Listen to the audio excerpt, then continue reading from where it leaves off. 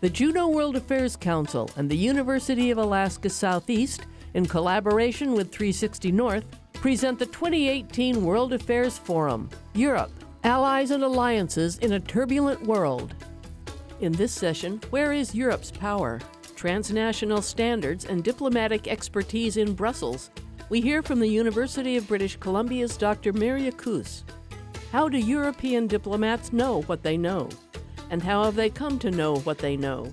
By considering the social lives of diplomatic expertise, a relationship-focused and experience-based account of how Brussels works emerges. Beyond Europe, the infamously opaque horse trading in Brussels can tell us a great deal about the transformations of state power today.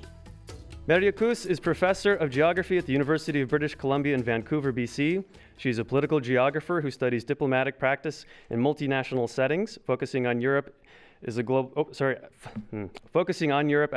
regulatory center. Dr. Kuus investigates how diplomats know what they know, what geographical imaginaries inform diplomatic practice, how expertise and authority are created in the profession, and how international negotiation and regulatory processes work today. She grew up further north than Juneau, in northern Estonia, which at just above 59 degrees north means she's a lot farther north than we normally are. So we would argue that it is not a competition, but only because she has clearly won. Living in Vancouver, she misses the summer lights of her native latitude, but hopefully the winters make up for it. Ladies and gentlemen, Dr. Merje Kuus. Thank you for being here. Thank you very much for this opportunity to be here, and thank you very much for the really warm welcome for the event. I begin with some questions about power, authority, and knowledge. How is expert knowledge created and exercised in international negotiations? How do diplomats who negotiate trade deals know what they know, and how do they come to know what they know? More broadly, how does regulatory power, or the power exercised through international standards, operate in diplomatic settings? What does it take to be an expert in complex regulatory institutions, such as the institutions of the European Union in Brussels? These questions touch on weighty matters around power and influence globally. We cannot understand the outcomes of trade negotiations unless we grasp the processes of these negotiations. This talk focuses on the creation of expert knowledge in the processes of international negotiation. My examples come from European diplomacy, but my broader effort is to clarify how regulatory power shapes the international flows of goods, people, and ideas. In more specific terms, I seek to clarify two issues. The first has to do with the intangible and invisible character of regulatory power. Trade can be measured. How many products made in Finland enter the United States every year can be measured. The regulatory processes that enable trade, the nitty-gritty around the labeling of cheeses or the functioning of electronic borders, is boring technical stuff. Europe is a key node of such regulatory power because of its market size and its regulatory know-how.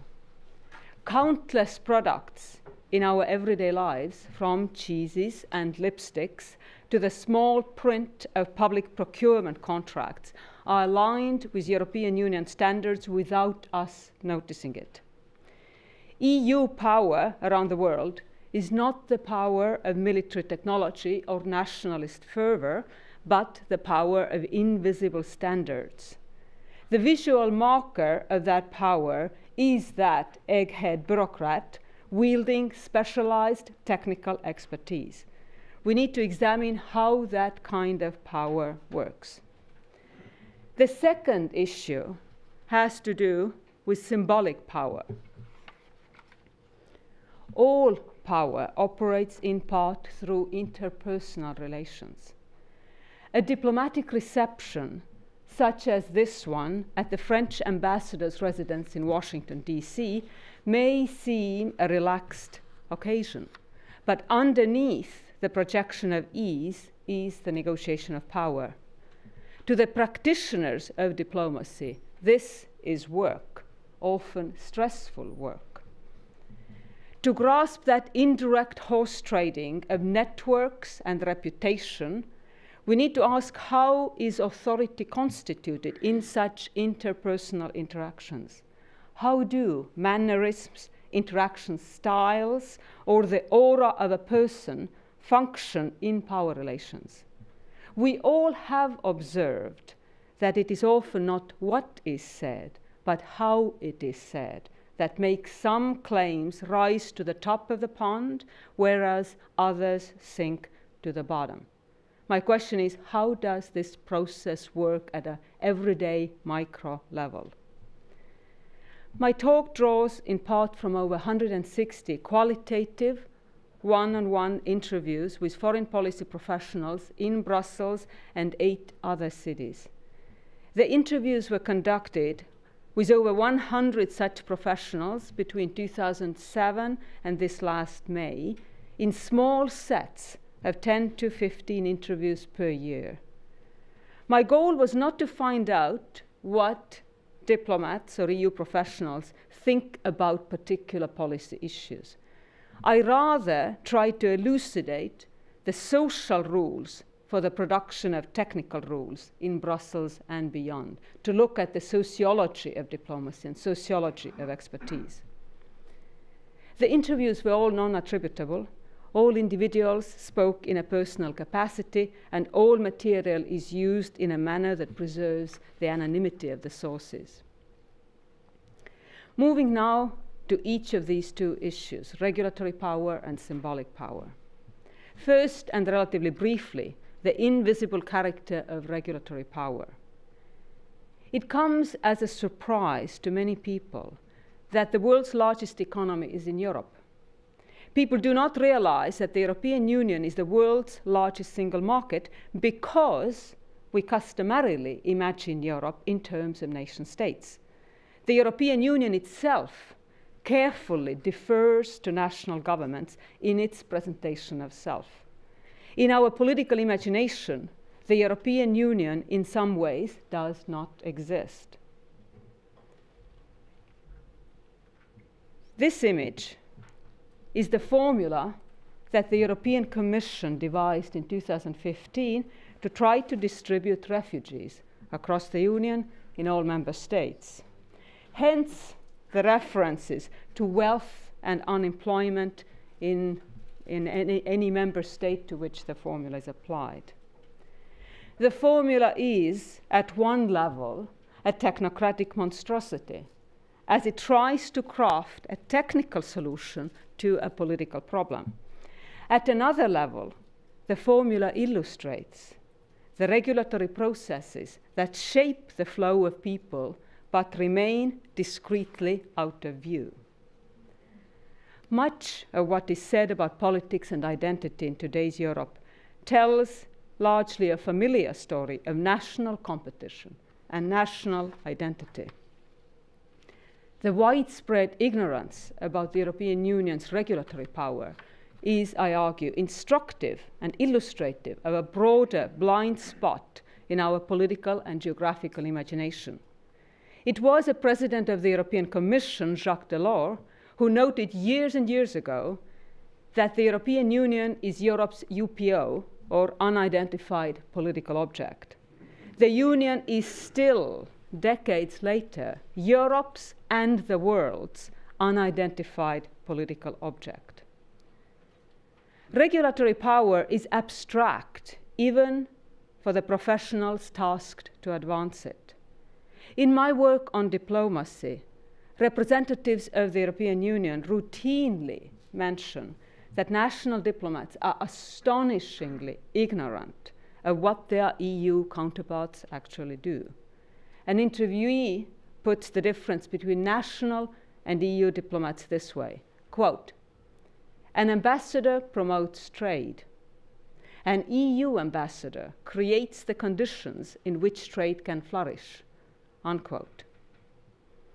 Or consider passporting as distinct from passports.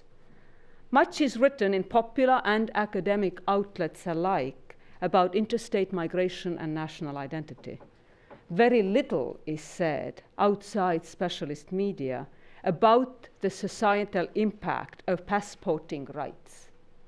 And these are the rights of third country companies that are registered in at least one member state of the European Economic Area to operate across the entire area. Most people don't even know what passporting rights are.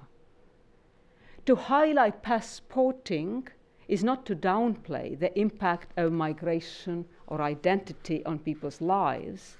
It is rather to foreground the obscure yet consequential transnational standards that we tend to overlook.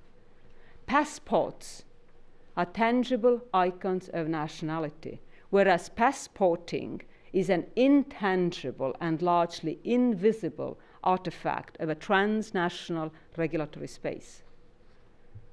My point here is not that we should prioritize Europe over the nation state. My point is rather that we not reach for the distinction between Europe and the nation state in our analysis of Europe or the world. The question is not about whether the politicians get the balance between national and EU power right. The question is rather about how we locate and demarcate transnational regulatory power. Where do we imagine that power to be? I cannot tell you neatly where regulatory power is, but I do suggest that the patchwork of nation states is not the best way to think about it. We need to develop a more geographically and sociologically sensitive lens into the mundane, everyday practices through which international standards are actually crafted in particular places by particular people. It is such a geographically and sociologically informed lens that I will next use to examine my second example, and namely the example of symbolic power. The rest of the talk is as influenced by sociology and anthropology as geography or political science.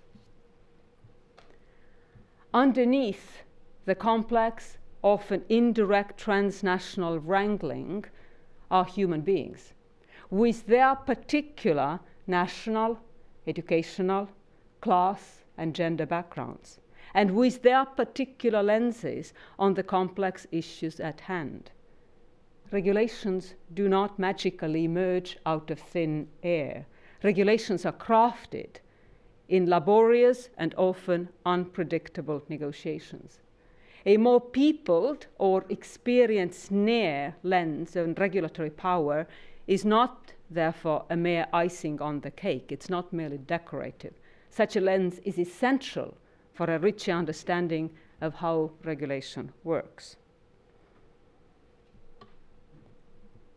The image comes from the media coverage of one of the European Union summits around the Greek debt crisis earlier this decade.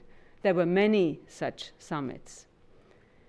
The game illustrates the multiplicity and contingency of the bargaining positions, and it hints at some place and person-specific nuances that the uninitiated may find baffling. So some of the quotes, surely, "Hello, dictator," makes no sense to you. It's a particular quirk of who said what. The board indicates that European-level decision-making is at once highly scripted and fundamentally unpredictable, that economic power and political clout matter alongside personalities, and that state power is morphed in these processes. Every party represents a national interest, but the arduously crafted European decision codifies a highly volatile transnational compromise. Although that particular joke is about the Greek crisis, a similar board can be drawn about any number of other issues. There is the same mixture of symmetry, alliance building, cliches, technical detail, Brussels-specific nuance, and deference to Germany. Note the "I agree with Chancellor Merkel" as one of the cliches. In diplomacy, career diplomats do more than simply administer the pre-existing foreign policies of states or the EU in my example. Diplomats also craft the knowledge claims on which basis these policies are conceived in the first place. With respect to EU diplomacy, in order to grasp knowledge and power in Brussels, one needs to get a sense of not just how EU institutions operate procedurally, but also how the entire EU district in Brussels feels as a place, as a milieu, as a theatre of sorts.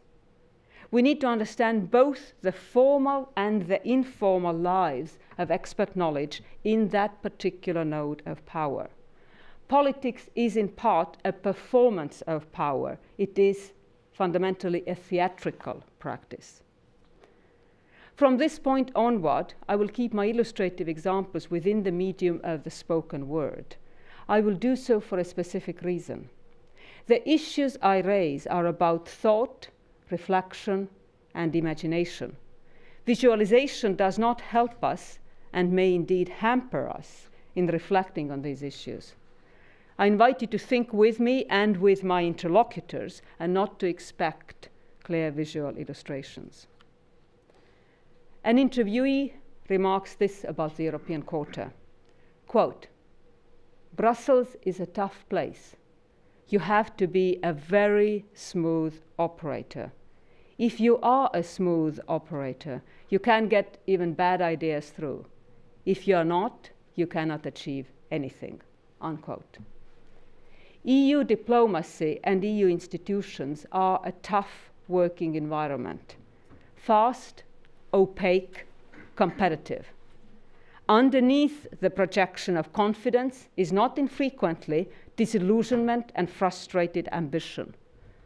To succeed, and indeed to survive as a professional, one needs to be able to stand back from the torrent of technical information and discern the very small part of it that one actually needs to know.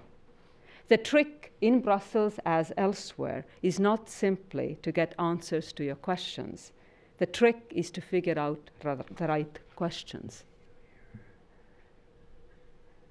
To ask the right questions, you need to understand the local context. To stand back and focus on things that matter, you need to be confident that you know what matters. You need to be confident that by stepping back, all you miss is noise, not power. When people arrive in Brussels, they are quickly tested for their ability to figure that out fast, to discern between the important and the unimportant. One top leader in the Commission characterizes the testing to Caroline Bunn, another researcher, quote, "The Commission does that. I mean, you're blooded like that. If you can do it, then you're fine, and the system will look out for you and promote you and all the rest of it. If you fail those tests, even if you haven't recognized it's a test, then the system discards you, just sidelines you. People don't realize how quickly they are judged and how early the system makes up its mind. X is good, Y is no good. It's wrong, but," unquote. The picture that is starting to emerge is not only one in which different states come together to negotiate their interests. It is a more textured field in which intangible, symbolic resources shape what is imaginable much before anything is formally negotiated. Exercising power in that field requires an intimate knowledge of the political, the technical, and the social workings of the Brussels scene. To make any expert claim operational in Brussels or elsewhere, technical knowledge is not enough. As the French sociologist Pierre Bourdieu reminds us, technical competence depends fundamentally on social competence and on the corresponding sense of being entitled and required by status to exercise this specific capacity and therefore to possess it. To grasp the rules for the production of rules in EU institutions, we need to understand the production of tacit social dispositions, or what Bourdieu calls habitus.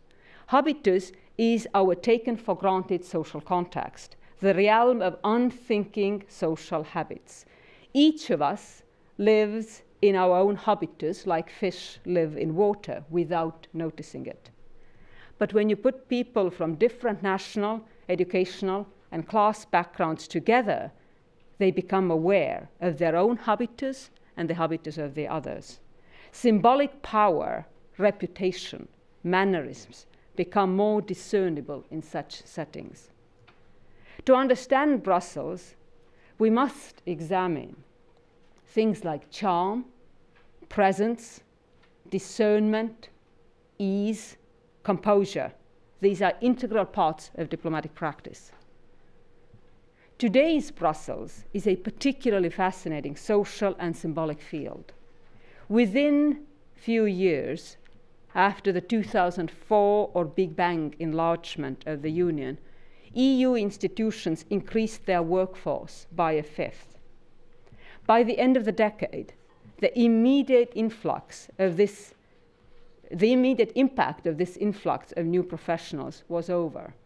But the deeply ingrained historical inequalities of wealth in Europe were still there and still are. This post-enlargement era can therefore serve as a touchstone by which to illuminate long-term social processes in Brussels and more broadly in the highly uneven political space that is Europe. Personal charm counts in Brussels, as it does anywhere else, an interviewee notes, but it cannot be taught. You don't educate charm, he says. You either have it or you don't. The question for me is not who has charm, but rather what does the resource called charm comprise in Brussels? What are its components? How is it acquired? And what work does it do for those who so-called have it, as well as those who don't? Quite simply, composure is composed. We should ponder how it is composed in specific social fields. Poise is fundamentally a social category and a social marker of distinction. The composed ease in question is good to have, but difficult to acquire. There is a perception in EU institutions, an interviewee from Western Europe says carefully early in this decade, quote, "There is an old West, accustomed to interaction more or less at the same level. I have an impression that they," meaning colleagues from the new states, "are not at ease," unquote. When asked whether the new colleagues had fully understood symbolic capital in Brussels, another long-time observer says early this decade that there was still too little of such understanding. Quote, "And how could they? If someone went to Oxford or Sciences Po, lived with a family in several countries, went to international schools, learned several languages, perhaps comes from a multilingual family, and another went to the university in, say, Prague, and struggled to learn English. What is surprising is how many of them do speak languages well," unquote. That difference in what the interviewee calls deeper socialization cannot be undone easily with training. It is a difference in habitus, a set of embodied social habits. Another interviewee from a new state likewise speaks of childhood socialization, and this at the turn of the decade. Even inside close collaborations among Western and Central European, one can observe that the Westerner's nursery, and this is his term, nursery, is better than that of their Eastern colleagues. I wonder, what are people talking about when they talk about nursery among successful middle-aged professionals? Symbolic capital is made visible in part through dress codes and mannerisms. Their significance is more subtle than it may seem at first. Dress code as such is relatively unimportant because garments can only represent and codify an underlying disposition. The issue really is a correspondence between someone's dress code and the position of that actor in the field of power.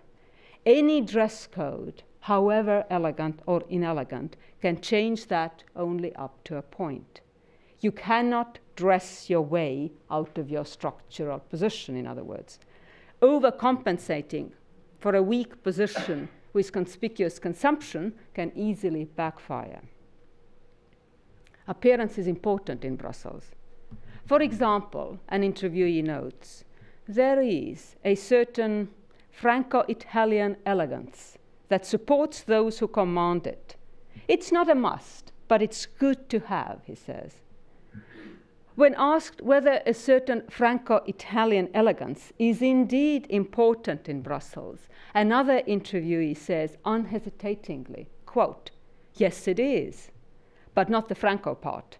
The French are actually bad dressers. They're stuck in the 90s. The Italians have won that game. The Danes and the Swedes in particular try to emulate them, not always with the best results, as they don't have the natural flair, I think, unquote. Yet another official from a Nordic country confirms the importance of a certain Franco-Italian elegance and adds, it's hard for the Nordics too, by the way. The implication here is not that there is one standard for cutting a good figure in Brussels. The implication, rather, is that appearance is located geographically, that individual dress codes are understood as being rooted in places and social positions, that places are understood in terms of class structure, places are understood in terms of social structures. An official comments, if you come from Bulgaria, Poland, Lithuania, and you come badly dressed, you are noticed. If you are British, that's okay. The point here is not, and I repeat, it's not about the materials, colors, or fit of clothing. It is not about dress code as such at all. The point is about ease, a certain attitude, a certain composure, a certain capacity to objectify the objectification of the social gaze. In terms of style, the resource to have is not simply a certain confident professional style. The resource in question, rather, is a capacity to choose one's style, to fully inhabit that style, and to be at ease in it.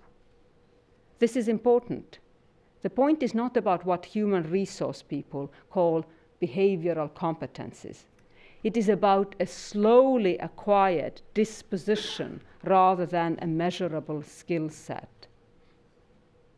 This does not mean that nothing changes in Brussels. It rather means that we need to develop a more experienced near and sociologically informed lens on European diplomacy, and diplomacy more generally, I would argue. It is in the small, intangible, often imperceptible things that we can discern what changes and what does not. Sometimes, for things to remain the same, everything must change. As an example of a certain air or feel of change, consider this vignette from the media reports about Pierre Sellal, France's permanent representative in 2014 to 2017, the living embodiment, they call it, of French diplomatic tradition in Brussels, and the acknowledged Sun King of the EU scene. When Brussels began to ponder Celal's upcoming retirement, even the admirers of his light-footed charm, they call it, noted that Celal may be the last of his kind. His parlor games of big player alliances, salmon mousseline, and bottles of Grand Cru wine worked well so far, but the new ambassador may need to work with a broader range of actors. In the somewhat regretful characterization of the parlor game from a diplomat from an Eastern European state, quote, Pierre never had to approach me for support. He had always his majority arranged and elegantly presented at the meeting, unquote. Some of those in the parlors take note of that regretful tinge and wonder whether France can afford to be so sure about its influence and so regal in its manners. He's sometimes too French, a French diplomat says of Celal. He is the Frenchman who knows the Brussels machine best. The question now is whether this version of Brussels corresponds to the reality of today, unquote. If the French, whose diplomacy is highly regarded in Brussels, worry about the viability of big player wine-fueled parlor games, what does this tell us about the traditional big boys state-based diplomacy? Little in terms of clear-cut causal mechanisms, but it does tell us something about the changing feel of everyday diplomatic practice in Brussels. This emphasis on the intangible leads me to a related point, and namely the importance of careful, open-ended thought. Let me give you a vignette from an interview. After half an hour of speaking about skills, testing, and measurement of skills in diplomacy, with an interviewer, this is me, who keeps inquiring about the qualitative and the intangible, an EU official finally takes a breath, leans back, and relaxes. Open-mindedness, he says, lingering on the S absent-mindedly. It will help anybody, he continues. Really, what you're talking about is intellectual curiosity. If you have it, you figure things out. If you don't, you won't figure things out. What that person underscores on reflection, when pushed, is the vital importance of open-ended curiosity in EU knowledge production. Such curiosity may well be particularly important in Brussels. In a national diplomacy, an experienced diplomat observes, you advance the national interest, which, for practical purposes, is expressed by the government in office. In EU diplomacy, you further the European interest. But what is that? It has to be distilled, felt. It is constantly challenged and revised. Nobody continues in Brussels as they do at home, an experienced practitioner observes. And another says, in Brussels, you cannot apply simply what you learned in your ministry. The game is more complicated. Several interviewees in different diplomatic services instinctively reach for tactile gestures to characterize the process. It might be a gesture feeling a fabric between their fingers to test its quality, or the gesture of sifting sand through their fingers to feel the grain of sand, or feeling something amorphous and hard to grasp. As my work progressed, remarks about what I call the fabric gesture increasingly appear in my interview notes as I learned to notice such gestures. The gestures are important because they convey something intangible and qualitative, something that can be discerned, something that plays, that exists, but cannot be measured. Because a diplomat needs to grasp highly complex societal processes in an unfamiliar social setting, yet another interviewee remarks, a diplomat needs a better knowledge than the conventional knowledge, the standard knowledge. Developing such better knowledge requires intellectual effort from the diplomat. And this is why, to quote yet another person, diplomacy is also an intellectual game, not just a political game. Although much has changed with the internet, a yet another person in a yet another capital city says, diplomacy still has two tasks: to understand the place, to report on it. A certain curiosity about the world and a willingness to hear the other side are in the DNA of a diplomatic service, a good one anyway, a EU official notes.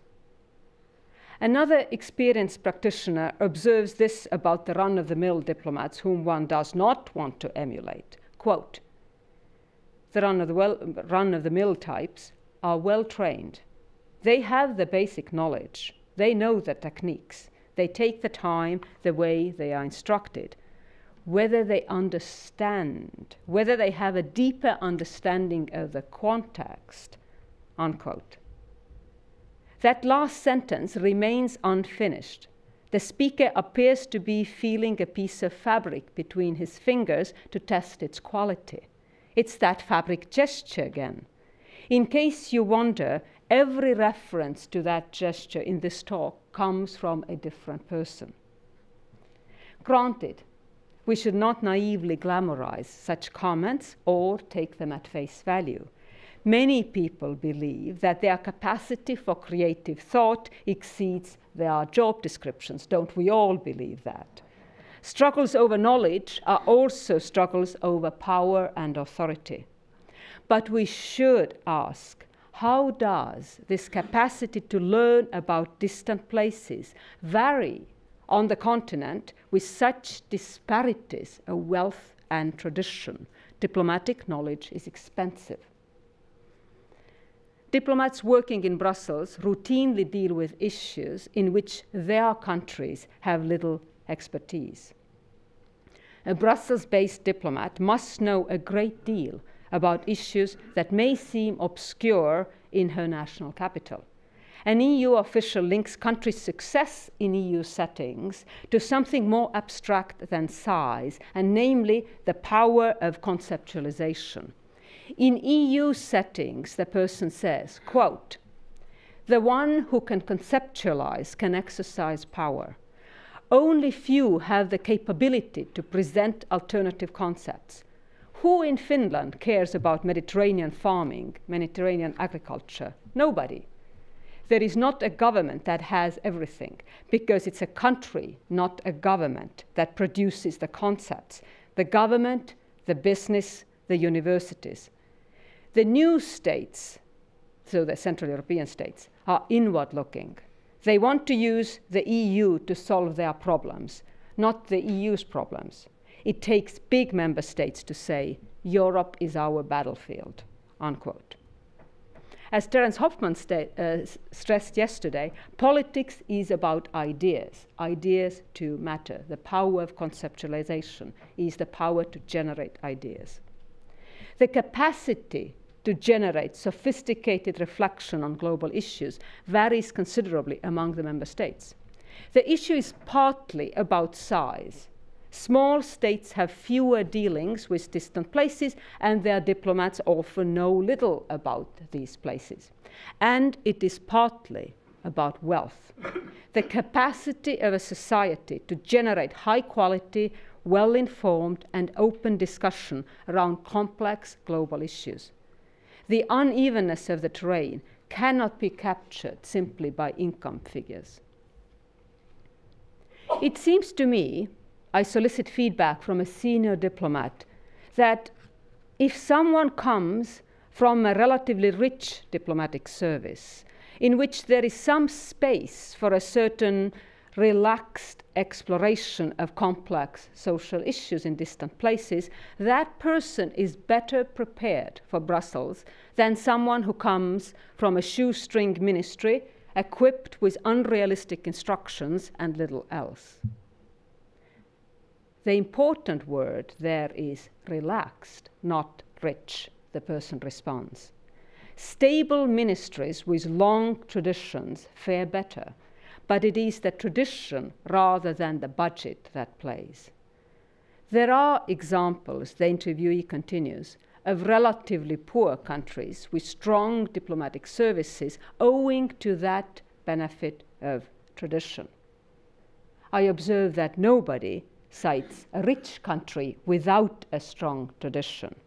That a wealthy country has a solid diplomatic tradition does not need to be said. I cite these examples to argue that the categories of intellectual curiosity and critical thought also deserve explicit attention as the building blocks of diplomatic expertise. Standing back now from that intricate terrain of struggles, what should we make of this material, of which I have presented a very small slice? Examples of multi-layered power struggles over expert authority are familiar to anyone who inhabits a modern bureaucracy. How does it all matter beyond Brussels? To conclude, let me highlight 2 points on how it matters. First, our habitual national categorizations of identity and interest have modest utility for grasping regulatory power in daily bureaucratic settings in Brussels. The neat terminology of national and European levels of decision-making is of limited value, as the actual daily horse trading does not follow the binaries of national versus European or intergovernmental versus supranational modes of decision-making. The question, let me stress, is not who has the upper hand in the relations between the Brussels civil servants and national government officials in national capitals. The question rather is how to analyze power in Europe without that binary of Brussels and the member states.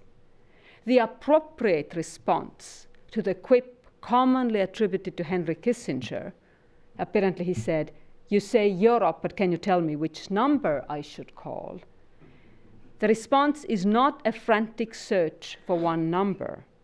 The question itself is set within a state-based system of power that cannot capture the blurring of interest in Europe.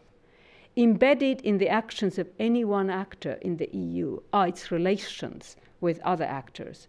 The search for one number or several numbers misses that relational, invisible quality of interest and identity in Europe.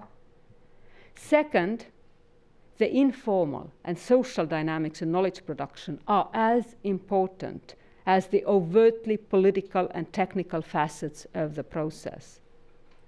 European decision-making in general, and its diplomacy in particular, are increasingly about transnational coordination. In that coordination, considerable political, institutional, and intellectual flexibility is required from all actors. Informal social networks and resources are vital for success. This underscores the importance of individual intellectual curiosity and creativity. Amidst the talk of a new kind of diplomacy that relies less on direct human interaction and more on technology, my work underscores the personal skills and dispositions of diplomats.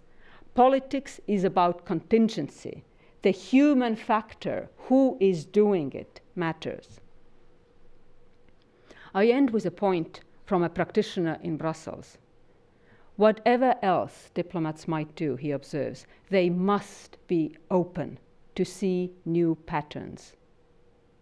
This call for an open mind is good advice to those interested in unpacking the workings of regulatory power today. Thank you.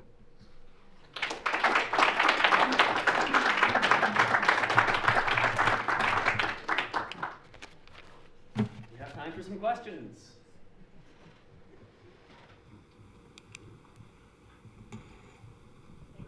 Thank you very much for that fascinating presentation, which is also so close to my own research on European diplomacy. My question is about whether in in your interviews, you differentiate between more senior diplomats, ambassadors, for instance, versus those that are more lower level, because I'm thinking in particular that, you know, while you do illustrate and point out many of the nuanced differences between those diplomats from Western European countries and the quote-unquote newer diplomats from the Central and Eastern European countries, we're still talking about members of an overall international diplomatic profession who, you know, are not just kind of emissaries of their own countries, but have spent most of their careers all over the world adjusting to new settings, new places, new kinds of interactions in diplomatic corps around the world. So it typically seems to be the case that those at a higher level in their professions, for instance, the ambassadors, would have far less differentiation in these nuanced differences in charm and poise and gestures and so on, than those who are earlier on in their careers. And I'm just wondering if you found that to be the case, specifically because socialization takes place in all these settings. Thank you. Yes. Thank you. Yeah, the question of rank is important. A short answer to a question, is there a difference? Yes, there is. Indeed, and again, most of us operate in some form of bureaucratic institution. And in every bureaucracy, the lower level people are expected to follow orders.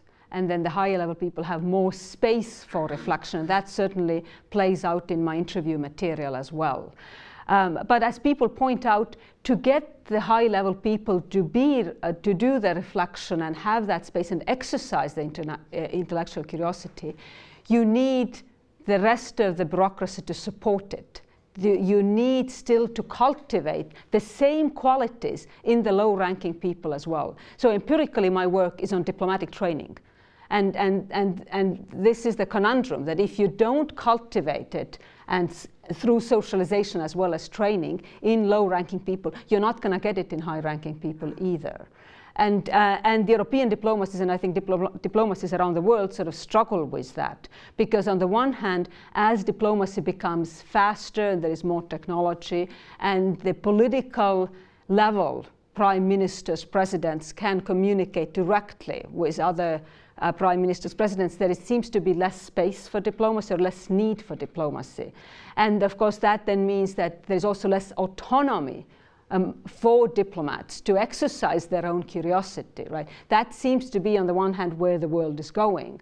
But on the other hand, and I would argue, unless you cultivate curiosity among diplomats and give the diplomatic services some space to do their work and to be curious about other places and hear the other side, we are moving toward more sort of adversarial and transactional mode of decision making, and that's problematic. So in Europe, in different diplomatic services, what kind of qualities are cultivated at that low level? How good diplomatic services are in cultivating curiosity and creativity through the ranks? It varies greatly. It varies depending also, some diplomatic traditions are more hierarchical to begin with. Others, particularly the Nordic countries, are more egalitarian. It's a different understanding of hierarchy. So that plays. Sometimes, and often cases, wealth plays, because to train people in language is to send them to exchanges, to have speakers come in from around the world. That all costs a lot of money.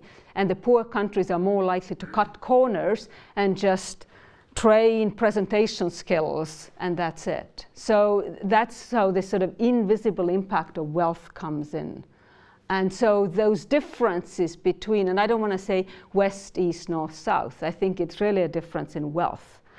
I think they are with us for quite some time. And indeed, those who go to Brussels then get socialized in Brussels. And so sometimes they go native in Brussels, so to speak. But then, by the same token, sometimes their expertise doesn't translate back in the national capital, because the national capital doesn't want to listen to it. That's a long answer, but I hope it's useful. Yeah. We have time. I'd like to ask you to extrapolate a little bit to the United States and the qualities that make you successful as a diplomat in Brussels: open-mindedness, intellectual curiosity, that kind of savoir-faire. Our diplomatic service has changed abruptly a year ago, and so, of course, my question is, how is that impacting the world order? Thank you. My work empirically deals with Europe, so I haven't done interviews in Washington, D.C., for example. But I think the point is relevant to United States as well. And from what I hear from media coverage, a number of you know more about that, there is considerable concern about the declining autonomy of the diplomatic service in the United States. There's considerable concern about what's happening to recruitment, promotion, people leaving. Because again, one of the things that comes out of my work is that diplomatic expertise is expensive and it takes time. It's not the matter of sending somebody to take one course. It takes time.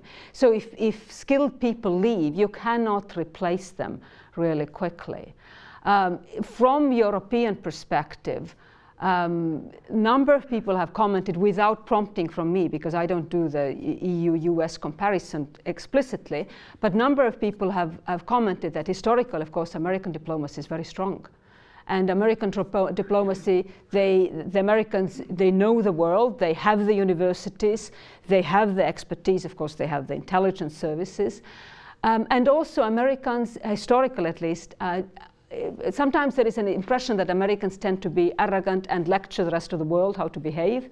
But in diplomatic settings, a lot of from what I hear, American diplomats often are not arrogant, and it's the British and the French that are more likely to have this class-based arrogance. So I think the United States is losing reputation, as a result of the diplomatic service not really being cultivated at this time. It's my sense, looking from Europe. And that's a pity. And Europeans themselves would first say that's a pity.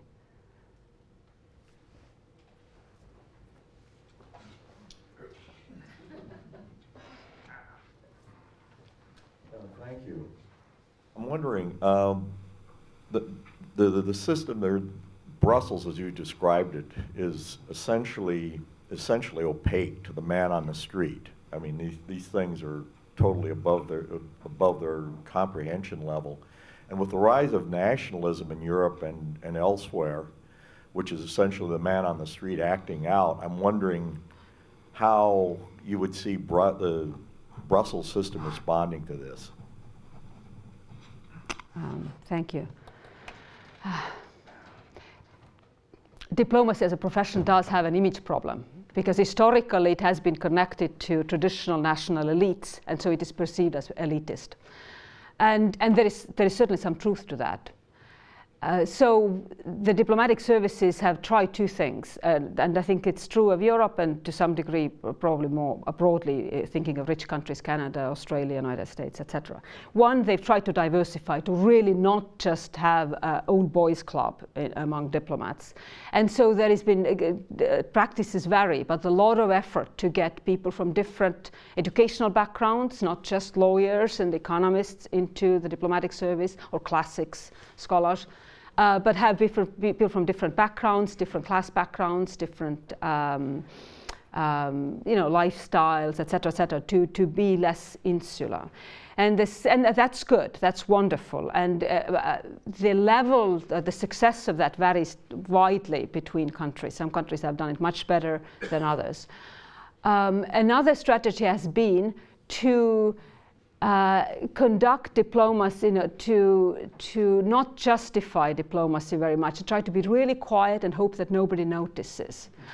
And sort of say, we have our little receptions, but just try to be really quiet. And I think that's fundamentally a mistaken approach, because the word still gets around, and then you do nothing to tackle that image of elitism. What the diplomatic services, I think, should do, or the profession more generally, is to be actually much more open what it is that diplomats actually do. Most people don't know.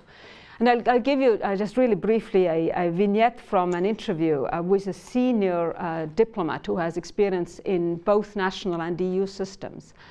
And the person said, you know, as a diplomat, you do a job that in the minds of many people does not exist. And I think he's right. And then, so in my view, the better strategy is to really explain what it is that diplomats do, instead of just trying to be really mum and hope that budgets are not cut any further.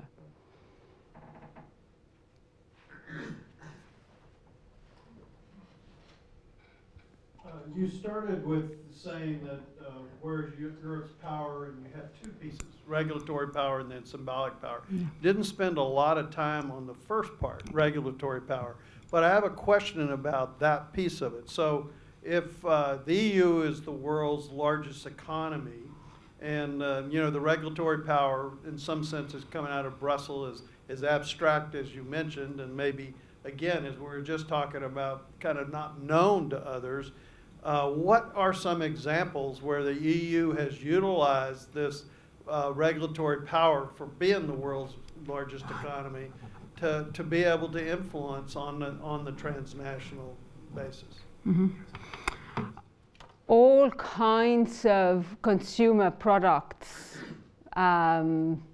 Pick anything you want, because I teach Europe, and so I use food and I do a lot of lectures on food labeling and certification, because that's, I think, is one of the ways in which the EU is not just setting the particular standards on particular cheeses, jams, or whatever it is, but instituting a particular way of thinking about food, a way of thinking about food as a regional product, as something that is linked to a place, and therefore can be copyrighted in a way, just by coming from that place. So, of course, in the European Union, there are specific labels on olive oils, cheeses, pastas, etc., that need to come from a particular place, and it's a violation of EU law if it doesn't come from that place. Through trade negotiations, the European Union has managed to get other countries to adopt these standards as well, but more importantly, not just in terms of what is labeled as Parmigiano Reggiano in the United States, but also different companies in the United States, in China, in Canada, then start using the same certification system to compete globally as well. And that entrenches a particular way of thinking about high quality food as essentially a copyrighted intellectual property kind of product. So the specific examples are in the European Union database on those regional products. There are a number of products from Canada, from the United States. There is products from India, China, and when you look at some of the trade seminars and workshops that the EU does around the world, it's interesting to see there was a seminar in Taiwan on basically food certification and intellectual property. So, because the legal aspect is essentially intellectual property. So, it's not enough even to just look at particular products in your grocery store. And when I moved to Canada in 2002, you could still buy port that wasn't made in Portugal. It was made in local. It's just called port. Well, no longer, because of course, through trade negotiations, all port has to come from Portugal. But more importantly, what you see, and you see it everywhere in the United States as well, is local companies start using the same approach and selling products. And I'm sure there is lots of products around Juneau that I said, oh, it is from this particular area. The salmon is just not anywhere else. It's from that particular area. Certainly in British Columbia, you see that a lot around wine, etc., of the approach of thinking about food. So that's the invisible part, that you even can't see it in label. It's about the whole approach to production process. I was hoping you can comment a little bit about candidate countries that want to join, because it's such a big bureaucratic institution. I just recently was in Romania, and you know all the hoops they have to go through. So what are some of the challenges of a candidate country's diplomats trying to join this big club? Yeah. Enlargement has been in the works for a long time. So EU enlargement is not just about particular countries coming in at particular times, but it's an ongoing process that started really with the end of the Cold War. And the Nordic countries and Austria coming in, and then of course the Central European countries in 2 waves, and it's an ongoing process. So there is I think that the first mistake to dispel or to avoid is thinking that enlargement is about the step process, that the country becomes member and then that's done. As the countries negotiate, there is other people know more about how many pages of EU law they have to adopt. Thousands upon thousands of pages, years and years of negotiations, big negotiations teams, etc. Because the European Union is such a big market, and because it has all that technical expertise, and that's why I think knowledge is so important. It's not just about market size, it's about the technical expertise that underpins the single market. The European Union has been able to basically make the candidate countries to jump through hoops. As somebody said, in the 2004 enlargement, some of the bigger countries, candidate countries at that time, such as Poland, in the words of that person, sort of made the mistake of thinking that negotiation with the EU is really a negotiation among equals. That Poles want something and EU wants something, and then they kind of meet in the middle. And in reality, it's basically EU tells them what they need to do, and they just need to do it.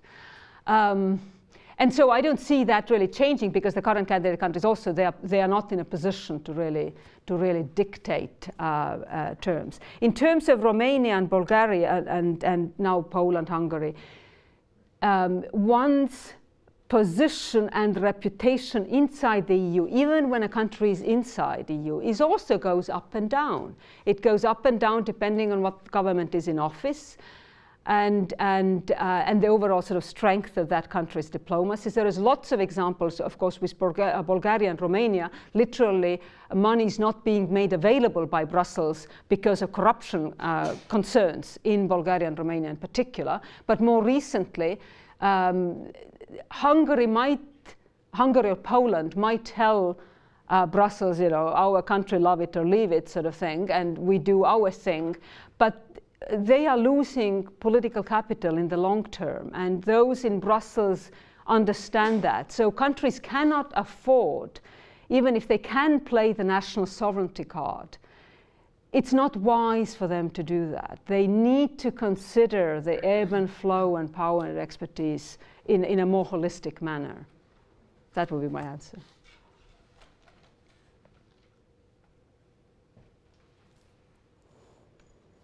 I was very persuaded by your sort of social, psychological insights into the way diplomacy works, the various personal factors that play into the whole process and so on.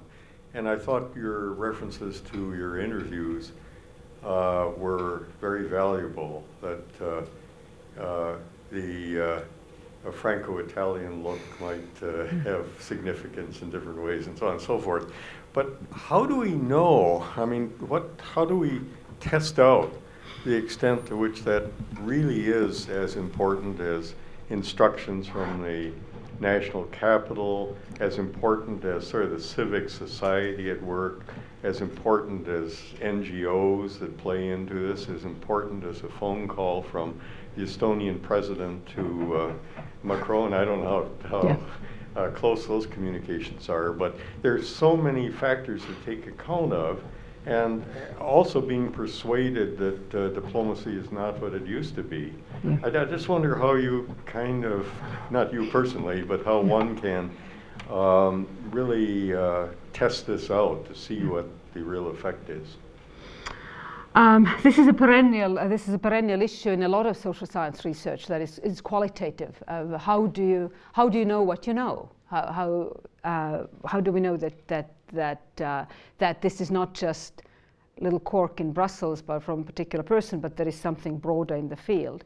And so my method then is to just read widely, and a lot of those things have been pointed out by a number of sociologists in many other settings. So in that sense, and as I was speaking, probably you could all think of your own life experience and your own work experience and see how those issues play out. So the proof of the pudding in that sense is corroboration, both getting different types of data, but also corroborating with sociological studies of other fields and so on and so forth, other countries.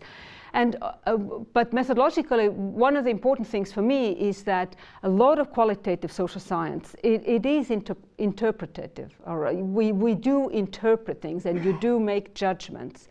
And so there cannot be a formula and cannot be sort of cut and dry.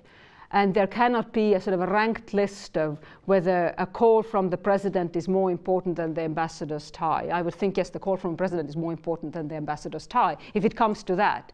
But if we only focus on the call from the president, we miss a whole other context that also contributes to what effect that call actually has.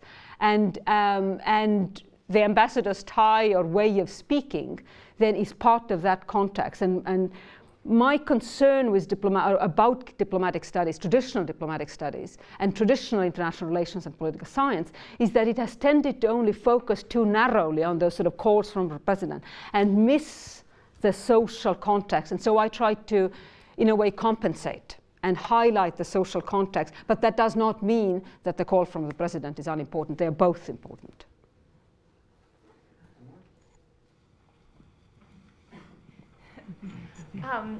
As you know, one of the key norms among diplomats in Brussels is that if they don't leave the room with a kind of common solution of some sort, they view it as a failure, because then they have to escalate it to the ministers in the political level. And part of that is there are no real permanent coalitions of states that always stand together. They're always shifting coalitions. And so I'm wondering, along the lines of the previous question as well, whether in looking at these professional practice-based norms, there has emerged some kind of uniquely EU type of interaction that these diplomats have taken on, that over time, as they're in Brussels, it's not simply a matter of kind of the norms, gestures, poise, and charm that you illustrated, which are pretty universal across many diplomatic corps, but they have to acquire certain ways of interacting that are kind of uniquely European, like in the way of EU speak, where you sort of speak the jargon and then you can get along better. Is that part of the dynamic that creates this strong emphasis on resolving things at their own level rather than escalating agreements to the political level? Yes, as a number of people, including you in your work, have pointed out, there is a sort of common European culture, diplomatic culture in Brussels, and that oils the machinery in important ways. And again, for me, in traditional political science, EU studies, IR, that common culture, it's mentioned, but it's really not fleshed out how it actually works. So I try to give it a more sort of anthropological take and show not simply that it exists, that intuitively we can all figure something like that might exist, but also to show how it plays out in daily work. At the same time, as unique as Brussels is, the same as you mentioned as well, the same kind of certain kind of camaraderie or professional life world is present in diplomacy as a whole as well. And again, traditionally people sometimes tend to dismiss it as just a relic from the old aristocratic networks that we hopefully have moved beyond. And I sympathize with that critique, but at the same time, I think, again, the autonomy of the diplomat sorting something out and not having to constantly check with their politicians watching poll numbers meanwhile, right? I think there is actually value in that, at some level, to some degree, insulating diplomatic negotiation from the fluxes of the opinion polls at home. And so that kind of diplomatic culture, I think, it functions much beyond Europe as well. And in my work, I try to understand it without either unduly glamorizing it or unduly dismissing it, because there has been a tendency to do one or the other. All right, we'll reconvene at 10:30. Thank you very much. That was the University of British Columbia's Dr. Merje Kuus discussing Where is Europe's Power? Transnational Standards and Diplomatic Expertise in Brussels.